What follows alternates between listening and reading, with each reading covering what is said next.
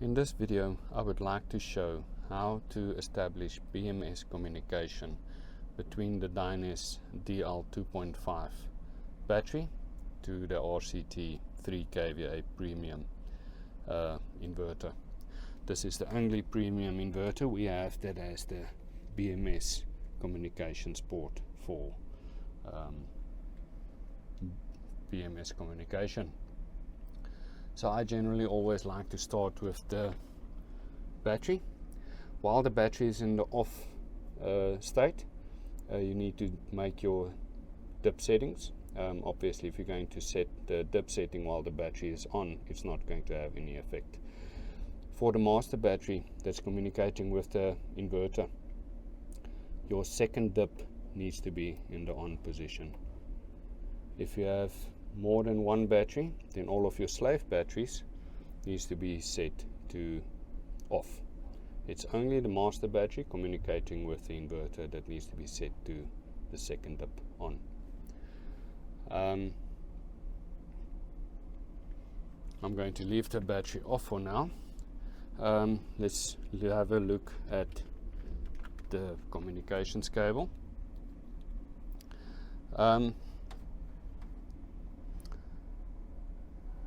For the communications cable, on the inverter side we use pins number 3 and 5, and then on the battery side we use pin number 1 and 2.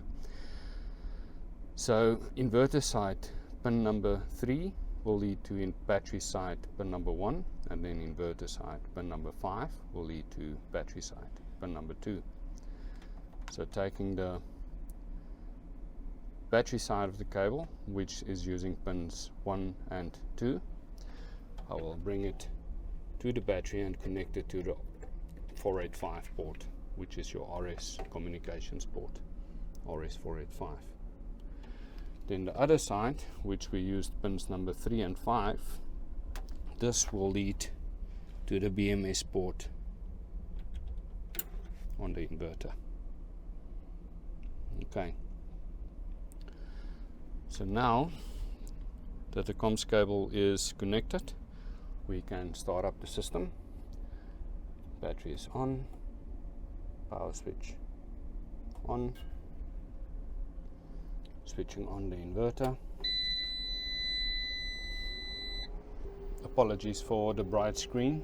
Unfortunately, this is not going to show much on the video. However, long press of the enter button, go down to setting number 5, which is your battery type. This inverter is currently set to USE. Enter. And for the Dyness battery, we use protocol LIC. Enter and escape. I've noticed that the LCD display do not have any icon like LI telling you that the BMS communication has been established. So just by the look of the screen, you cannot really say that the communication is working. So to confirm that BMS is up and running, let's move to the comms cable.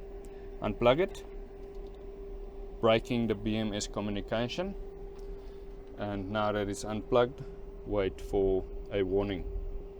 There we go. The display actually went off, so I trust you can see a little bit better now. Note it's flashing 61. 61 is telling you that BMS communication has been lost. Telling you there's something wrong, pay attention. That tells you that the BMS communication was up and running. Now if we put back the BMS comms cable again, BMS, come back to the display and wait for the 61 to clear. And there we go, 61 is gone. The inverter is displaying normal with no errors, and that is your telltale sign that BMS communication is up and running.